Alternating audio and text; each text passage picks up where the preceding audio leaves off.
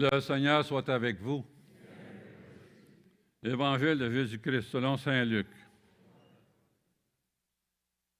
Un jour, des gens rapportèrent à Jésus l'affaire des Galiléens que Pilate avait fait massacrer, mêlant leur sang celui des sacrifices qu'ils offraient. Jésus leur répondit, « Pensez-vous que ces Galiléens étaient de plus grands pécheurs que les autres Galiléens pour avoir subi un tel sort? Eh bien, je vous dis, pas du tout.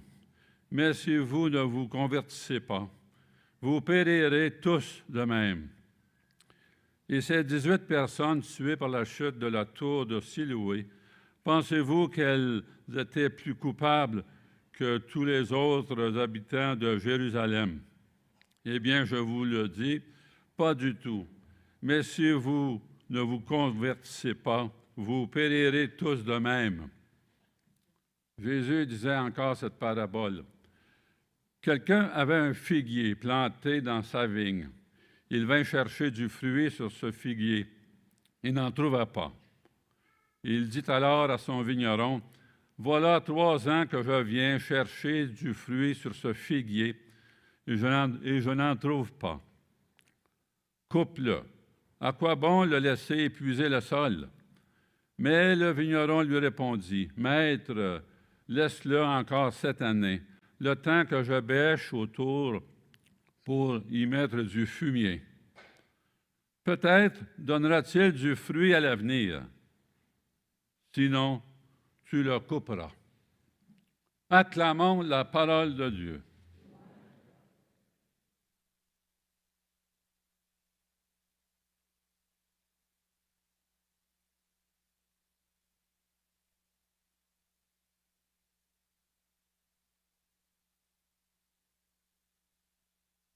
Qu'est-ce qu'on a fait au bon Dieu? Vous connaissez ce film, ce magnifique film, Qu'est-ce qu'on a fait au bon Dieu? Je vois que je prêche aux convertis.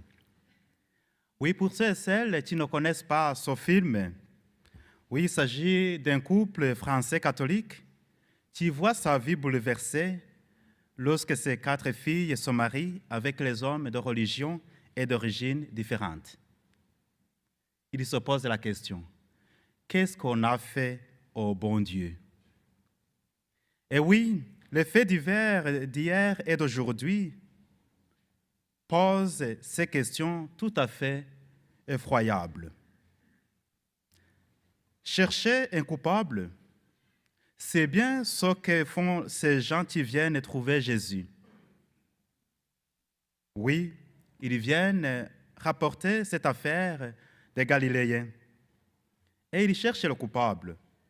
Ils cherchent à savoir quel est le lien entre ces Galiléens victimes et une faute ou un péché qu'ils auraient commis. Qu'est-ce qu'ils ont fait au bon Dieu? Mais Jésus coupe cette explication. Il n'y a pas de lien entre les catastrophes et les malheurs qui arrivent subitement à certains du fait de leur péché. Dieu n'est pas un justicier qui est tyrannique et qui envoie des châtiments contre les humains.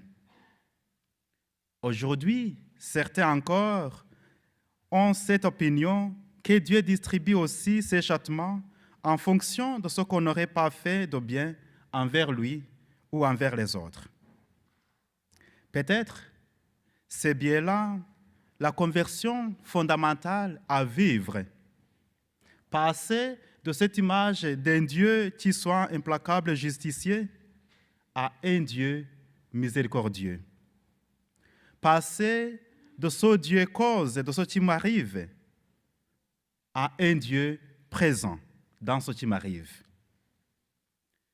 Le malheur, la catastrophe, le drame tomberont toujours sur l'humanité, malheureusement, jusqu'à ce que ce monde soit transfiguré.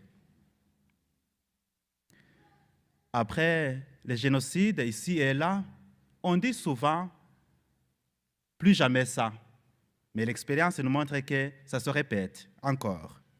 Oui, le malheur, le drame tombe encore et tomberont sur l'humanité. Et conscient de ce fait, il convient plutôt de se poser cette autre question. Oui, qu'est-ce que nous faisons dans la vie? Si nous savons que nous aurions pu être en Ukraine aujourd'hui, si je sais que je pouvais être en Haïti l'année passée, quand le violent séisme a secoué le sud d'Haïti, qu'est-ce que je fais aujourd'hui de ma vie? En quoi suis-je dans la dynamique de la vie et de la fécondité?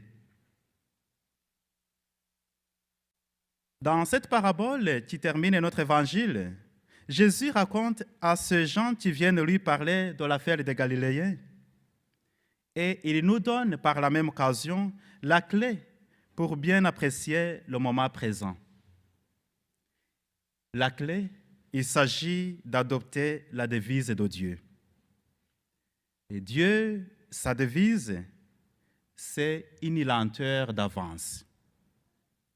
Dieu, comme un bon jardinier, il sait que la patience, la lenteur qui accompagne ce qui est en train de croître, cette patience qui voit les choses du profond quand elles sont ensemencées, sans même exiger immédiatement le fruit. Dieu sait que cette lenteur, cette patience est créatrice de vie et de liberté. Aujourd'hui, dans notre monde, la lenteur et la patience ne sont pas des vertus à la mode. Tout doit se faire tout de suite. Après une catastrophe, on exige d'emblée les responsabilités, les coupables, les solutions immédiates. Il n'y a rien de mal à chercher des solutions, mais dans le domaine de la vie, dans le domaine des valeurs profondes comme l'amour, la liberté, les relations, la foi et même le rapport à Dieu, dans ce domaine-là, nous avons terriblement besoin qu'on nous offre une lenteur d'avance. Nous avons besoin qu'on prenne le temps de laisser voir croître les choses. Au fait, quand on exige tout de suite les fruits, on oublie que le plus important aux yeux de Dieu, ce n'est pas tellement la récolte, c'est le fait de ne pas avoir oublié d'avoir été semeur. Mais qu'est-ce que cela veut dire dans ma vie de tous les jours? On peut avoir des impatiences qui, à certains moments, sont dynamiques, bien entendu. Mais vous le savez par expérience que nos impatiences risquent d'être toujours agressives, de bloquer quelqu'un, de le paralyser, d'empêcher une écoute, une manière d'être attentif. Et vous savez par contre que chaque fois que nous avons pris le temps de la lenteur d'avance, celle qui n'est pas à distance indifférente, mais celle qui vient accompagner le cheminement, cette lenteur-là a produit des fruits. Oui, chaque être humain a besoin le temps de se construire. Nous avons souhaité et nous désirons toujours que cette lenteur d'avance nous soit accordée à nous. Le plus bon cadeau qu'on puisse faire aux autres, c'est de leur accorder cela aussi. Cette patience qui élève, qui édifie, qui construit, qui sait aussi accepter l'échec, l'impasse, le moment où on stoppe. Parce que cette lenteur d'avance voit plus loin. Elle est en avance. Elle est dans l'ordre de la fécondité. C'est peut-être une des plus belles vertus que nous puissions redécouvrir comme chrétiens et chrétiennes aujourd'hui, et surtout dans ce temps de carême. Comment être artisan de cette patience?